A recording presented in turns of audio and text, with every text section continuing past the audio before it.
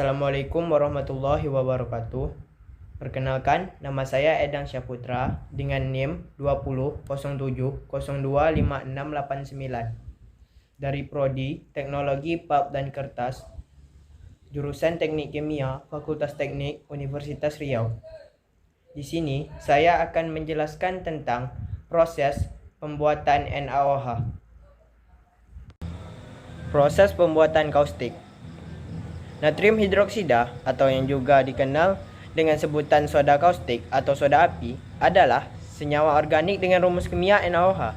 Senyawa ini merupakan senyawa ionik berbentuk padatan putih yang tersusun dari kation natrium atau Na+ dan anion hidroksida atau OH-. Natrium hidroksida merupakan basa dan alkali yang sangat kaustik, mampu menguraikan protein pada suhu lingkungan biasa dan dapat menyebabkan luka bakar bila terkapar. Senyawa ini sangat larut dalam air dan dengan mudah menyerap kelembapan dan karbon dioksida dari udara. NaOH digunakan dalam berbagai industri seperti dalam industri tekstil, air minum, sabun, deterjen, dan pembuatan pulp dan kertas.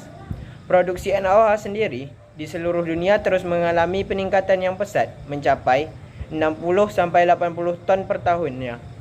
Jadi, pada kesempatan kali ini, kita akan membahas bagaimana sih proses pembuatan NaOH dalam skala industri. Adapun proses pembuatan NaOH dengan metode elektrolisis sel membran adalah sebagai berikut. Yang pertama, brine purification. Bahan baku garam yang telah disiapkan masuk ke dalam tangki pelarut. Larutan garam kemudian dipompa menuju sebuah reaktor untuk direaksikan dengan sodium karbonat dari sodium hidroksida, di mana proses berlangsung pada suhu 0 sampai 55 derajat Celcius untuk mengendapkan kalsium karbonat dan magnesium hidroksida dengan reaksi sebagai berikut. Ca2 plus ditambah Na2CO3 menghasilkan CaCO3 plus 2Na+. Mg2 plus ditambah 2NaOH menghasilkan MgOH2 2Na+. Endapan yang terbentuk keluar dari reaktor dan mengalami kenaikan suhu antara 55 sampai 60 derajat Celcius. Kemudian, endapan akan dihilangkan sebagai slurry lumpur, di mana pengendapan dilakukan pada clarifier. Larutan garam tersebut kemudian dipompa untuk proses filtrasi pada sand filter dan plate and frame filter. Kemudian, larutan garam dipanaskan terlebih dahulu dengan heater sebelum menuju ke cation exchanger agar kondisi operasi sesuai, yaitu pada suhu 60-70 derajat Celcius, dan dilanjutkan dengan anion exchanger. Tujuannya adalah memperkecil konsentrasi pengotor menjadi ppb. Proses yang kedua yaitu brine elektrolisis dan evaporasi. Proses elektrolisis adalah salah satu cara untuk membuat kaustik yang masih banyak digunakan di industri.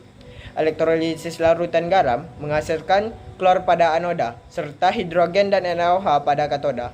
Jika klor dan NaOH yang diinginkan sebagai produk akhir, maka rancangan sel harus dibuat sedemikian rupa sehingga kedua bahan tersebut tidak tercampur. Ada 3 jenis rancangan sel yang paling banyak digunakan di industri, yaitu sel diafragma, kedua sel merkuri, dan ketiga sel membran. Sel diafragma. Proses ini disebut dengan sel diafragma karena sodium hidroksida dan klorin dapat bereaksi membentuk NaClO. Dengan reaksi lanjut akan menghasilkan sodium klorat NaClO3 pada temperatur operasi di atas 40 derajat Celcius. Sel merkuri. Suatu proses elektrolisis dalam industri alkali yang menghasilkan NaOH dengan kemurnian yang lebih tinggi dibandingkan dengan sel diafragma adalah sel merkuri. Dalam elektrolisis terdapat anodenya terbuat dari grafit atau titanium, tetapi katodanya adalah kolam aliran raksa atau merkuri. Sel membran.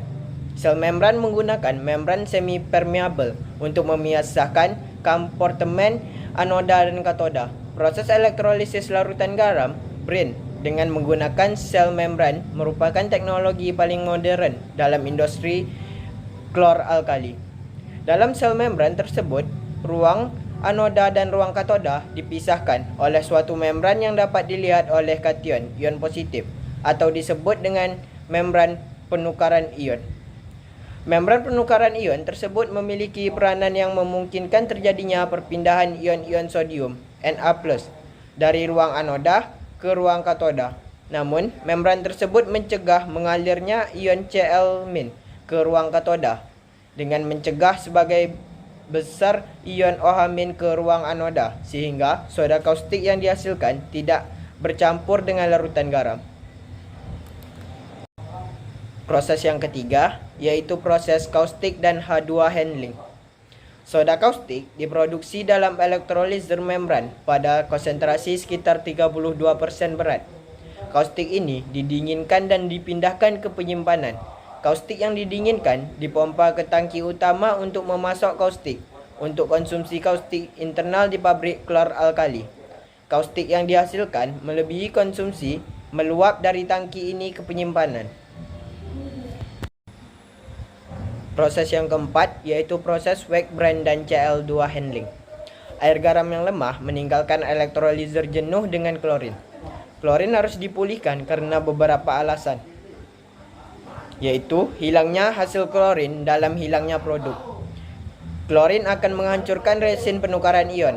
Asap klorin yang berbahaya akan keluar dari larutan di tangki terbuka.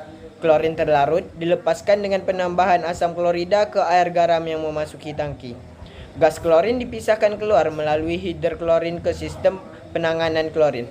Air garam yang lemah dipompa ke deklorinator air garam untuk menghilangkan klorin lebih lanjut. Gas klorin dari elektrolizer didinginkan untuk mengembunkan air dan dikeringkan dengan kontak dengan asam sulfat. Gas kering dikompresi oleh kompresor cincin asam, kemudian dicairkan. Klorin cair mengalir ke tangki penyimpanan. Penguapan klorin dan pemanasan superklorin memberikan klorin gas murni ke pabrik pulp pada tekanan yang diperlukan. Sistem penanganan klorin terdiri dari sistem pendingin, sistem pengeringan, sistem kompresor, dan sistem pencairan. Sistem pendingin mendinginkan gas klorin basah untuk mengembun sebagian besar uap air dalam klorin. Sistem pendingin berisi pendingin klorin, chiller klorin, dan filter lilin klorin. Sistem pengeringan menghilangkan sisa air dengan mengkontakkan gas klorin basah dengan asam sulfat pekat. Kompresor klorin menerima gas klorin kering dari sistem pengeringan dan mengkompres klorin untuk dikirim ke unit produksi asam klorida dan liquefier. Sistem pencairan mengubah gas klorin menjadi klorin cair. Sistem terdiri dari liquefier 2 tahap. Proses yang kelima yaitu HIPO system. Aliran gas buang yang mengandung soda kaustik dalam sistem HIPO di scrubber untuk membentuk natrium hipoklorit. Sistem HIPO untuk penyerapan klorin terdiri dari dua menara scrubbing yang dihubungkan secara seri dan dihubungkan dengan pompa tangki dan pendingin. Gas ventilasi ditarik melalui sistem oleh kipas yang melepaskan gas yang digosok ke atmosfer. Pengoperasian sistem HIPO dilakukan secara terus-menerus. Klorin tidak dapat dibuang langsung ke atmosfer karena sifatnya yang beracun. Menara HIPO menghubungi gas ventilasi dengan larutan kaustik untuk mengubah klorin menjadi hipoklorit dan garam. Kedua menara HIPO digabungkan secara seri. Setiap menara HIPO terdiri dari menara yang dikemas tangki pompa, pendingin, dan pompa untuk mensirkulasi larutan scrubbing. Menara HIPO utama menghilangkan sebagian besar klorin dari gas ventilasi dengan menghubungi gas dan larutan yang mengandung kaustik. Menara HIPO sekunder mengolah gas ventilasi untuk menghilangkan sisa klorin kipas vakum di tangki penyimpanan di seluruh pabrik klor, alkali, dan klorin dioksida.